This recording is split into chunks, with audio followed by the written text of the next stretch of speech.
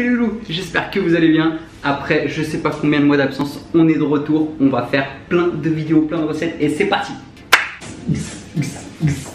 Bonsoir et bienvenue dans le comeback des tutos Toanoux.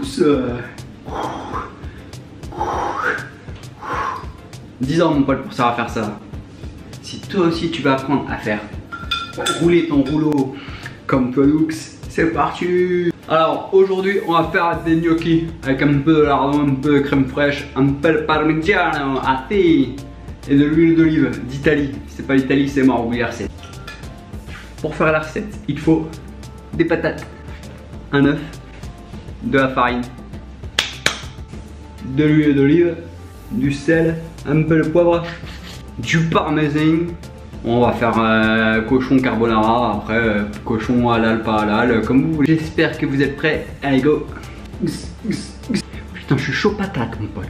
Beaucoup se demandent pourquoi j'ai pas fait de vidéo. Tout simplement parce que le logiciel pour monter les vidéos ne fonctionnait plus. Et ça m'a saoulé après avoir recommencé 3 fois. J'ai tout simplement arrêté. Allez vas-y, on fait chauffer de l'eau, on va cuire les patates, on va les écraser. On va mettre un œuf, de la farine, un peu d'huile d'olive. On va les rouler. On va faire des gnocchis, des kikis, des gnocchis. Donc là, tu vas cuire tes pommes de terre. Pendant que tes pommes de terre est cuisent, tu vas cuire tes lardons et on va faire des petites chips de patates douces pour décorer ton assiette. Ça s'appelle une mandoline que j'ai acheté chez Mora pour 40 €. T'inquiète pas, je te mets le lien dans la bio tout de suite. N'oublie pas de vérifier la cuisson des patates avec le planté au couteau. Une fois que les chips elles sont cuites, tu mets du sel dessus. Ensuite les patates, on va les écraser avec un écrase-patate. Ça c'est un écrase-patate les gars. Donc ensuite on va rajouter de l'huile d'olive. Donc là on a 500 g de patates. On va y mettre 150 g de farine. Tu rajoutes un œuf, tu mets pas de coquille. On va rajouter du poivre et du sel.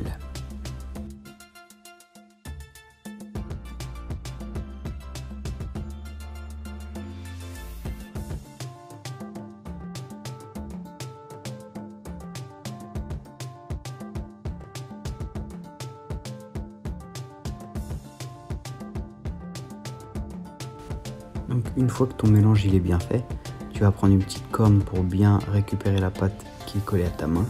N'hésite pas à refariner s'il le faut. Voilà comme ça. Essaie de récupérer le maximum de pâte. Ensuite tu fais une belle boule lisse que tu vas diviser en 3. N'hésite pas à bien fariner ton plan de travail.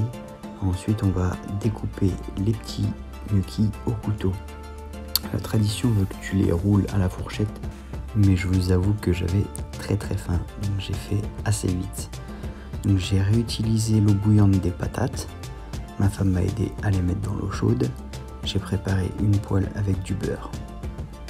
Une fois que les gnocchis remontent à la surface, ça veut dire qu'elles sont cuites. Donc là tu peux voir, elles sont un peu grosses, tu peux les couper un peu plus petits si tu veux.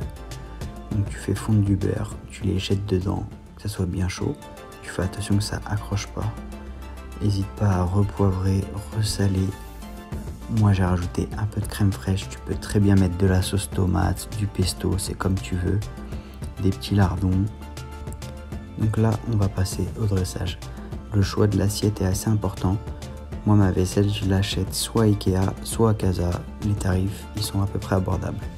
Là tu râpes un petit peu de parmesan frais en plus par dessus, tu disposes tes petits chips et c'est parti pour déguster. Je te remercie Sylvain pour la musique, allez checker sur Spotify, n'oubliez pas de vous abonner à ma chaîne YouTube. Allez ciao ciao.